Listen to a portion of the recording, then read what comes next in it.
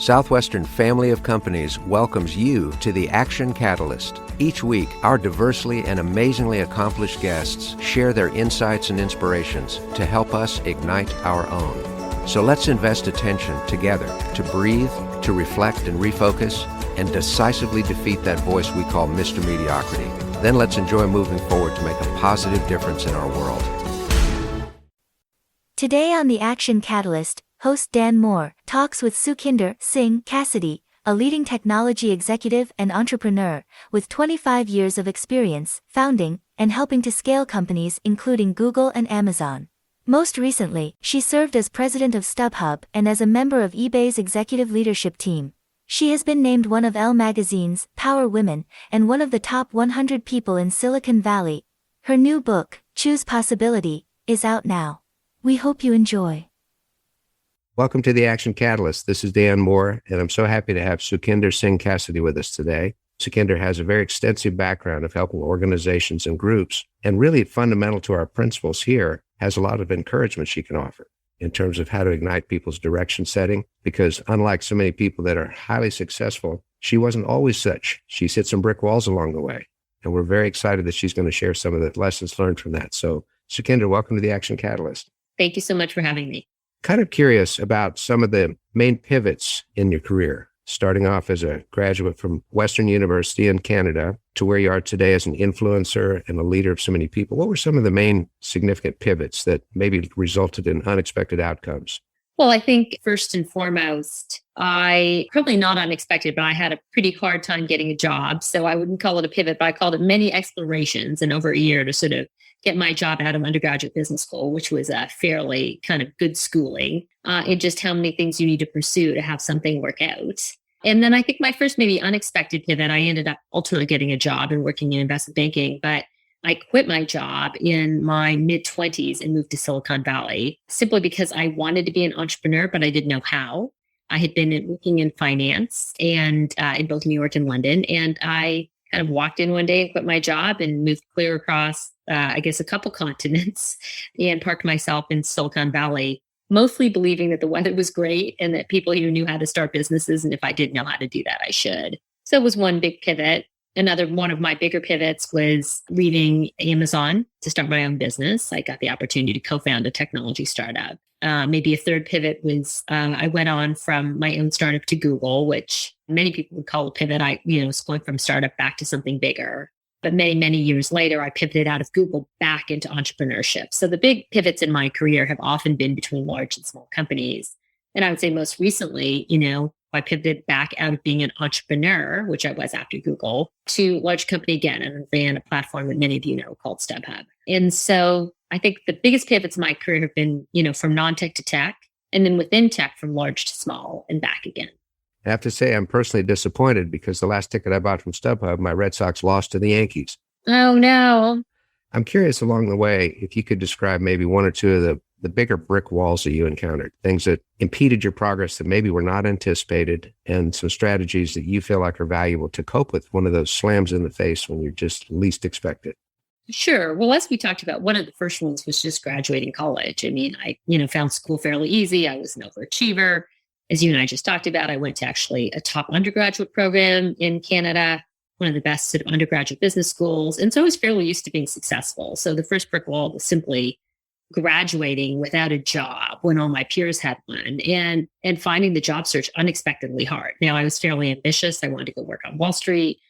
I didn't want just any job. I wanted the job. But I spent, as we talked about, probably a good year, multiple different choices, multiple different explorations to try and land kind of my dream job. So I'd say that first brick wall was pretty tremendous, and that I spent a lot of my time kind of upset, alone. I sort of retrenched and sort of did hotel sales over the summer when I had no job. I started recruiting with the class under me because I'd already graduated and waited for fall recruiting cycle. I still failed to get a job. I looked at law school, medical school. I mean, I looked at every derivative under the sun. And I guess my big learning there was just, the pursuit of possibility means ultimately building, I'd say a pretty big pipeline of opportunity and taking risks to discover what's possible.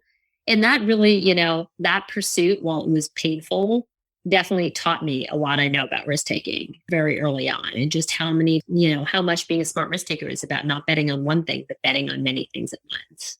And I think that was a really seminal kind of learning for me.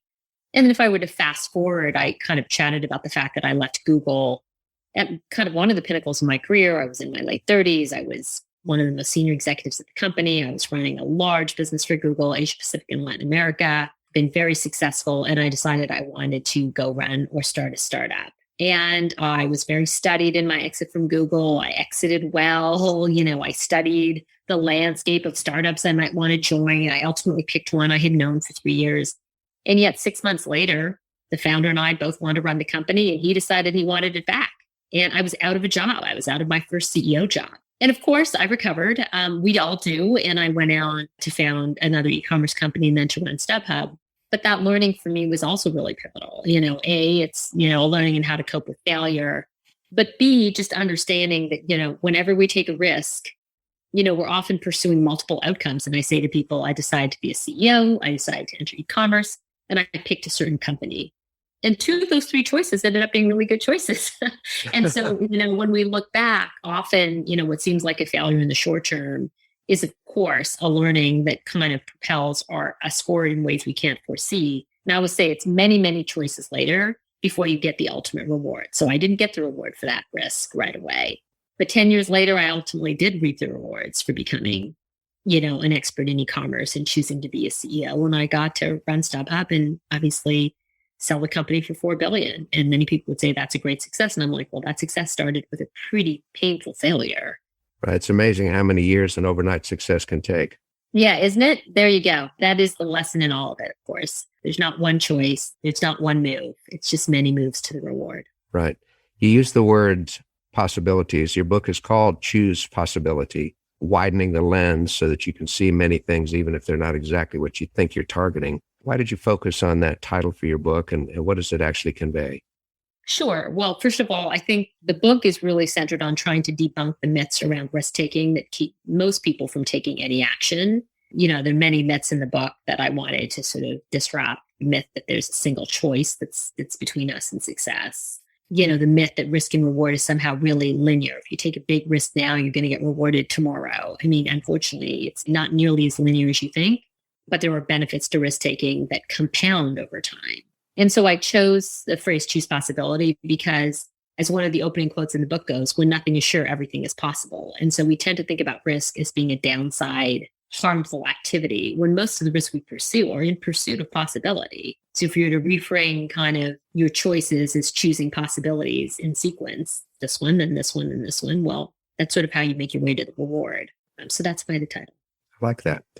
I know you've also used the phrase normalizing failure as opposed to celebrating failure. It's not something that we jump up and down because we're excited about, but normalizing it. What does that actually mean? Well, I mean, I think that part of the reason people don't take more risk or, make more new choices is because they have a massive fear of failure. And the fear of failure in some ways outweighs their what I call FOMO, the fear of missing out on an opportunity. So we always are told to visualize the positive and really what often keeps us from acting is not that we can't imagine the positive, it's that the failure fear kind of overtakes, this kind of positive desire we have for ourselves. Failure is painful. I mean, that polymorph experience, I wouldn't wish it on anyone. But the truth is that if we want to make lots of little choices, which is what I advocate in the book, like you have to get comfortable with the idea of failing and really be, I'd say fairly realistic that most of the choices we make are not nearly as dangerous as we perceive. And so in our daily choices, we might fear ego risk. That's a big one where we're just like, wow, what if we look foolish or stupid? What if, an idea we say loudly in a room doesn't get the response we want? And I'm always like, okay, what if it doesn't? Like, think through what are the real repercussions of you speaking up to have more impact and it not working out? And the real repercussions are, relatively speaking, meaningless. Like, you walk out of that meeting, your day goes on, your life goes on, you haven't lost your job, you haven't lost anything for it. So I often say to people, normalizing failure is about helping to recognize that most fears we have come from risks we can name. And we can often pre-mortem and think about what are the real repercussions of failure before we make a choice and realize that failure is not only normal, but in many ways it's, there are much smaller risks than we perceive in our head when we take the time to think them through.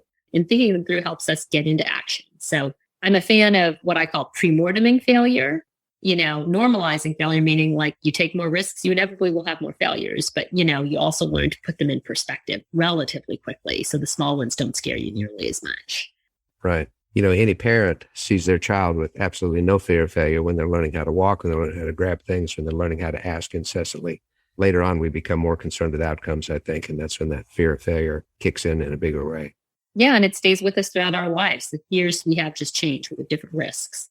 About 70 years ago, Dale Carnegie wrote a book called How to Stop Worrying and Start Living. And he said the very first step is to imagine what is the worst thing that could happen. And the second step, could you survive it? Yeah, I use that a lot. That's what I call pre-mortem failure. I don't think you avoid thinking about the failure. I think you pre-mortem it. You say, let me just think what's the worst case. And if I can live through that, what's stopping me? That's terrific. Now, you also start off in your book fairly early on and you say, let's ditch the hero's journey vision for our lives. Can you expand on that? Because I think that's a great concept. Sure. What comes to this phrase I used earlier called the myth of the single choice? I think that hero's journey that we celebrate in media, in storytelling, in films, everywhere else kind of, sort of tends to put the arc in somebody's journey on this one mighty choice they made that was particularly risky, that led to sort of abject failure or incredible success. And so we've extracted away all the other choices people make on their journey as if they don't matter. This is the hero's journey. It's been extracted away in our mind to like one data point. What we remember about Elon Musk is that, he tried to send rockets into space, right? But we forget that Elon Musk is an expert risk taker that has made hundreds and thousands of choices, many small, some medium, some large, and really learned to kind of keep reading from the results and get more and more comfortable making choices. He's an expert choice maker, more than he's an expert predictor of a single big choice. They're all building upon each other.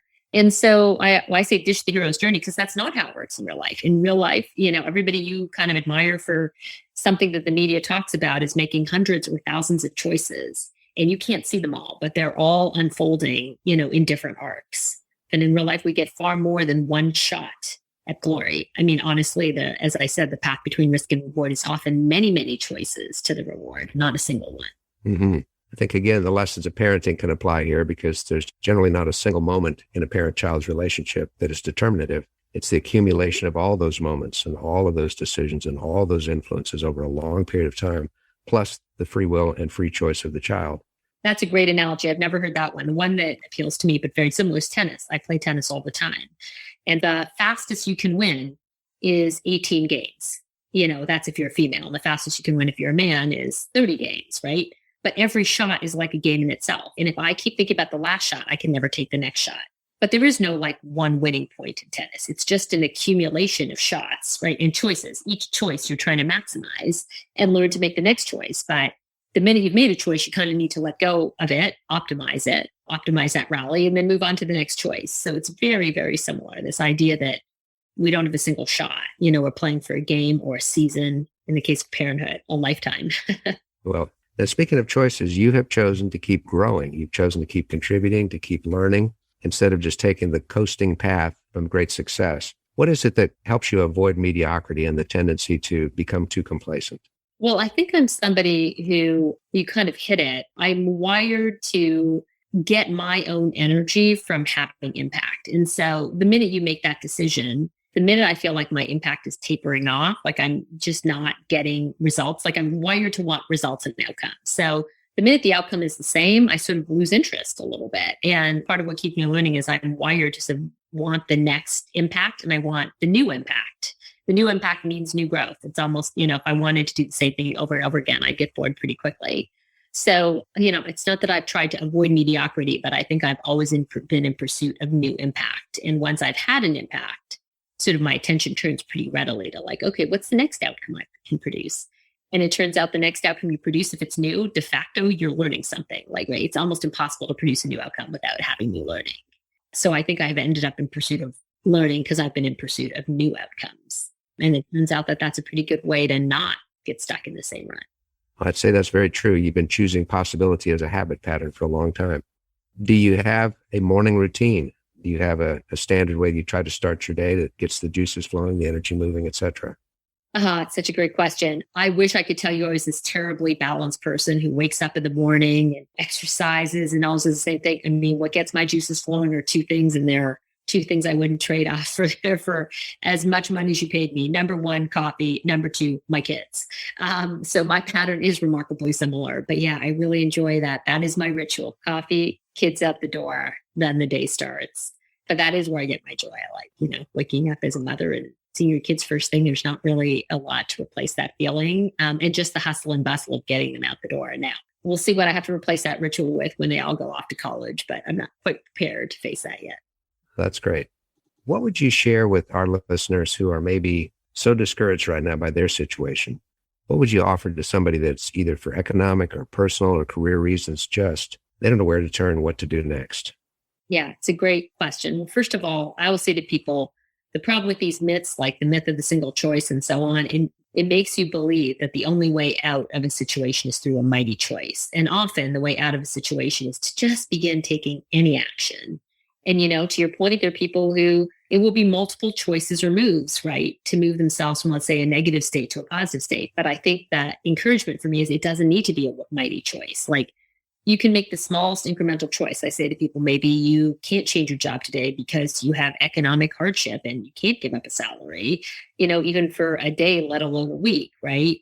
But the question is, okay, well, what is the smallest action? What I always say, what's the minimum viable choice you could make today towards possibility? And maybe the minimum viable choice today is to spend 15 minutes on the internet just looking at job postings. And the minimum viable choice a week from now, is to do that again. I mean, the good news about choosing possibility is nobody's telling you the time frame in which it needs to happen. It's mostly an encouragement of making any small action and realizing that the power isn't that those actions add up. So I'd more be like, okay, just commit to, what time can you set aside over the next month or year, whatever time frame you can afford, but just make sure it's not a one-off act, just like micro actions.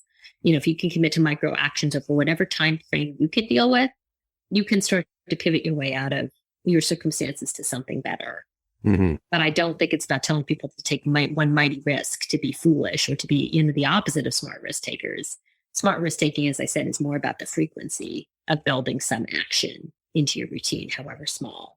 I think that's really encouraging, Sukhinder, because you talk about the iterative value of multiple choices and the knowledge that we gain from that, the confidence we gain from that, even when some of them don't turn out so well, hoping for that one big swing. If that doesn't happen, then too much is hanging on that one thing. I've always believed that even slow motion is better than no motion. Yeah, I'm saying. From a leadership standpoint, you also speak about looking for people that make choices not at your level or even your direct report level, but maybe one or two or three or four if you're in a large organization. Tell us more about the value of that, how you might notice those people. How do you promote that and talk about that so that it becomes more of a norm within the group? Sure. Well, first of all, when we talk about having impact at work, wisdom would suggest that, the higher you go, the more important you are. But theoretically, the more influence you have over an organization. But all of the increments of work that matter, like how you treat your customers, what product you're able to ship in a week or a month, they're all determined by much smaller groups of people who are 2, 3, 4 levels down the organization who hold responsibility for those things. And so the higher up we go, the more distant we get from actually a lot of the core activities that create value, right? And so I always say to people, find the people who are creating the value. Not talking about creating value or managing. You want to get as close as you can to the people who are creating the value, to understand your product better, to unleash their power. And so I think people who can actually implement the strategy or think about a CEO or not the level beneath you. The 3 or 4 levels beneath you, right? Because their hands are on the keyboard. So if you want to make something happen, they have to want to make it happen. So my kind of biggest advice as a leader is I, at StubHub, definitely tried to create extended leadership organizations that were not about hierarchy or title. It was about, what responsibility area you were leading. So I sort of was like, I really don't care what your title is. And that's the reason you're in the room. You should be in the room. You should be on an extended leadership team. If you're managing some aspect of the core activity of the business. And quite frankly, I don't care then if you're an individual contributor, if you're a manager, if you're a leader. What I care about is who's in the room that can actually affect the outcome.